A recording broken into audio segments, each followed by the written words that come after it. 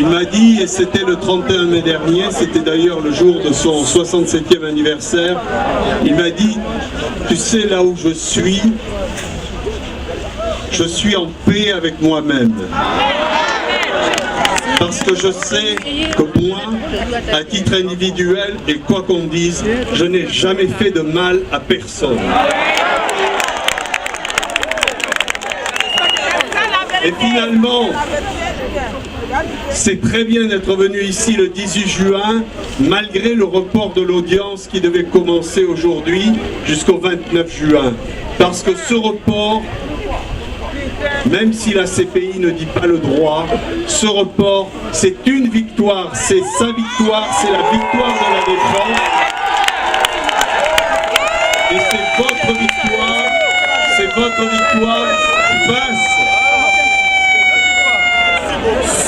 votre victoire face à un procureur qui voulait à tout prix que l'audience débute aujourd'hui.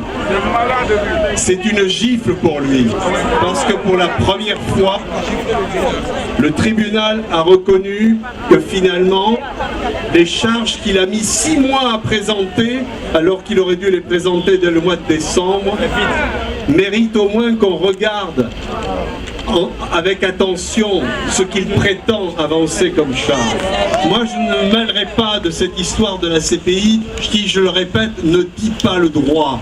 Mais ils sont dans leur contradiction et ils ont quand même été obligés de reconnaître que ce que présentaient, les arguments présentés par la défense, malgré les pressions politiques de tous ordres, ils étaient bien obligés de les reconnaître. Et c'est ça le sens de ce report, et c'est une victoire, même si la CPI ne dit pas le droit.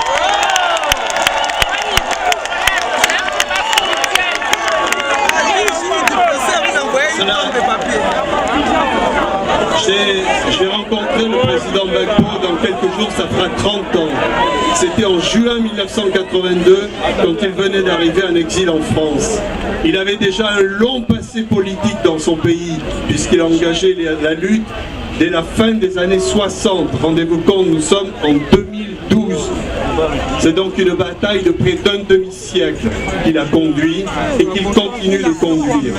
Mais, vous savez, son sort l'a dépassé lui-même, a dépassé la Côte d'Ivoire, a atteint toute l'Afrique. Et je salue ici tous les Africains qui sont venus d'autres pays, qui se mobilisent.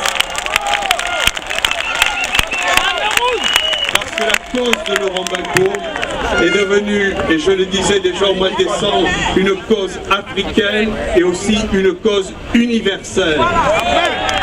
Et c'est véritablement vous qui devez continuer de porter cette cause jusqu'à sa libération, jusqu'à ce que soit rétablie la vérité historique sur ce qui s'est passé en Côte d'Ivoire pendant ces 10 dernières années. On a effectivement contre nous beaucoup de médias qui ont déversé des choses qu'ils savent manifestement fausses. Mais ça fait partie de la défense d'intérêts qui dépasse largement la Côte d'Ivoire et l'Afrique. Je crois que ce qui débloquera la situation, c'est que soient poursuivies des mobilisations de ce genre. Le maximum de mobilisation et de la façon la plus nombreuse qui soit. Aujourd'hui, en Côte d'Ivoire, les démocrates ivoiriens, le Front populaire ivoirien et les démocrates ivoiriens sont victimes d'une répression terrible. Ici, on nous dit que la démocratie est revenue en Côte d'Ivoire, alors qu'il y a une vraie ambiance de parti unique. Et je crois que c'est ça que nous devons dénoncer. Nous devons bien faire le bilan de tous. Moi, je reçois des coups de fil de tas de gens qui ont fait partie de la majorité présidentielle qui me disent « Guy, on n'est plus dans notre maison, il ne reste plus que les murs. Elles sont occupées. »